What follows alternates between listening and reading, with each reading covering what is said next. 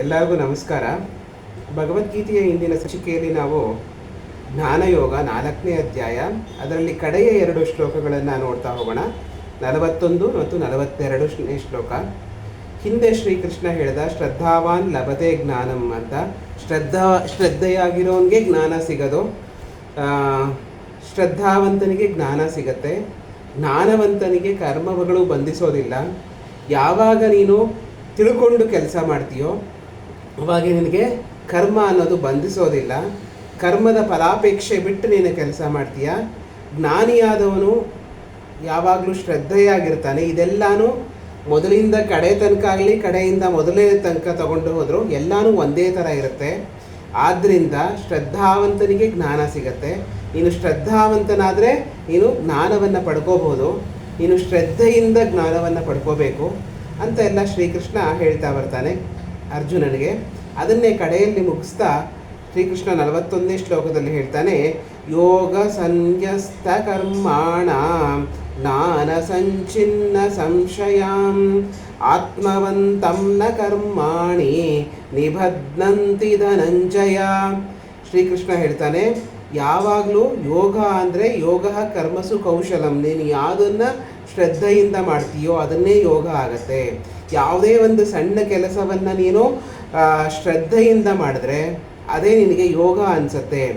ಆದ್ದರಿಂದ ನಾನು ಹೇಳ್ತಾ ಇದ್ದೀನಿ, ನೀನು ಜ್ಞಾನದಿಂದ ಸಂಶಯಗಳನ್ನು ಕಳ್ಕೋ. ನಿನ್ನ ಜ್ಞಾನದಿಂದ ಸಂಶಯವನ್ನು ಕಳ್ಕೋ. ಆತ್ಮವಂತನಾಗಿರೋ, ಆತ್ಮಜ್ಞಾನವನ್ನು ಪಡ್ಕೋ. ಹಾಗಾದಾಗ ನಿನಗೆ ಯಾವುದೇ ಕರ್ಮಗಳು ನಿನ್ನನ್ನು ಬಂಧಿಸೋದಿಲ್ಲ.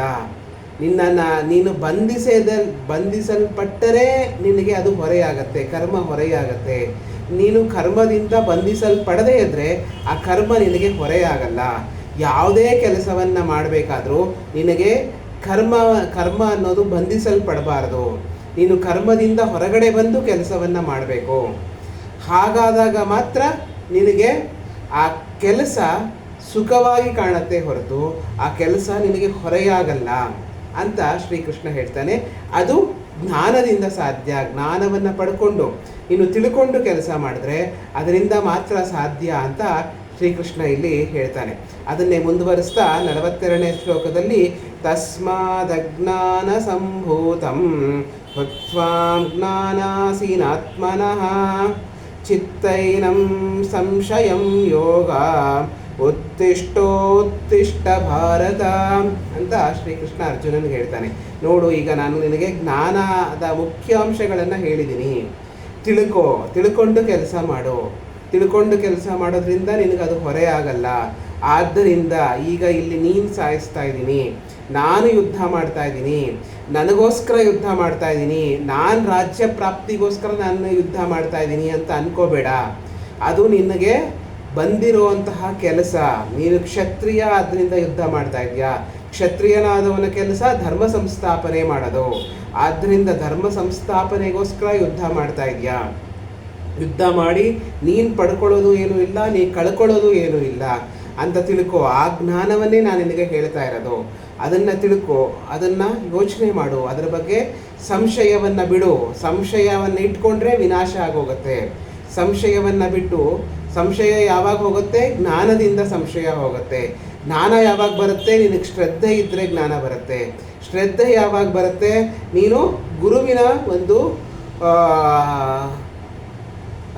ಅಡಿಗೆ ಹೋದರೆ, ಗುರುವಿನ ಒಂದು ಆಶ್ರಯಕ್ಕೆ ಹೋದರೆ ಆವಾಗ ನಿನಗೆ ಶ್ರದ್ಧೆ ಬರುತ್ತೆ.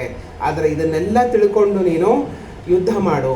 ಉತ್ತಿಷ್ಟ ಭಾರತ, ನೀನು ಎದ್ದೇಳು ಅಂದರೆ ಯುದ್ಧ ಮಾಡೋಕ್ಕೆ ಎದ್ದೇಳು ಅಂತ ಶ್ರೀಕೃಷ್ಣ ಹೇಳ್ತಾನೆ. ಇದನ್ನು ಹೇಳಿ ಇಷ್ಟಕ್ಕೆ ಮುಗಿಸಲ್ಲ. ಆ ಮುಂದಿನ ಅಧ್ಯಾಯಗಳಲ್ಲಿ ಶ್ರೀಕೃಷ್ಣ ಇನ್ನೂ ವಿಶದವಾಗಿ ಯಾವ್ಯಾವ ರೀತಿಯ ಶ್ರದ್ಧೆ ಇದೆ, ಯಾವ್ಯಾವ ರೀತಿಯ ಕರ್ಮಗಳಿದೆ, ಯಾವ್ಯಾವ ರೀತಿಯ ಜ್ಞಾನಗಳಿದೆ ಅಂತ ಶ್ರೀಕೃಷ್ಣ ಮುಂದಿನ ಅಧ್ಯಾಯಗಳಲ್ಲಿ ಹೇಳ್ತಾ ಹೋಗ್ತಾನೆ. ಇವತ್ತು ಇಲ್ಲಿಗೆ ನಾವು ಜ್ಞಾನಯೋಗವನ್ನು ಮುಗಿಸಿ ಮುಂದಿನ ಅಧ್ಯಾಯ ಸನ್ಯಾಸ ಯೋಗಕ್ಕೆ ಹೋಗೋಣ. ಅಲ್ಲಿ ಶ್ರೀಕೃಷ್ಣ ಸನ್ಯಾಸ ಅಂದರೆ ಏನು, ಹೇಗೆ ಸನ್ಯಾಸಿಯಾಗಿರುವಂಥವನ ಗುಣಲಕ್ಷಣಗಳು ಏನಿರುತ್ತೆ, ಮತ್ತು ಕರ್ಮವನ್ನು ಮಾಡ್ತಾನೆ ನೀನು ಸನ್ಯಾಸತ್ವವನ್ನು ತೆಗೆದುಕೊಳ್ಳಬಹುದಾ ಅನ್ನೋ ಎಲ್ಲ ವಿಚಾರಗಳನ್ನು ಶ್ರೀಕೃಷ್ಣ ಇಲ್ಲಿ ಹೇಳ್ತಾ ಹೋಗ್ತಾನೆ. ಅದರ ಸನ್ಯಾಸ ಯೋಗದಲ್ಲಿ. ಅದನ್ನು ಮುಂದಿನ ಅಧ್ಯಾಯಗಳಲ್ಲಿ ಮುಂದಿನ ಸಂಚಿಕೆಗಳಲ್ಲಿ ನೋಡೋಣ. ಎಲ್ಲರಿಗೂ ನಮಸ್ಕಾರ.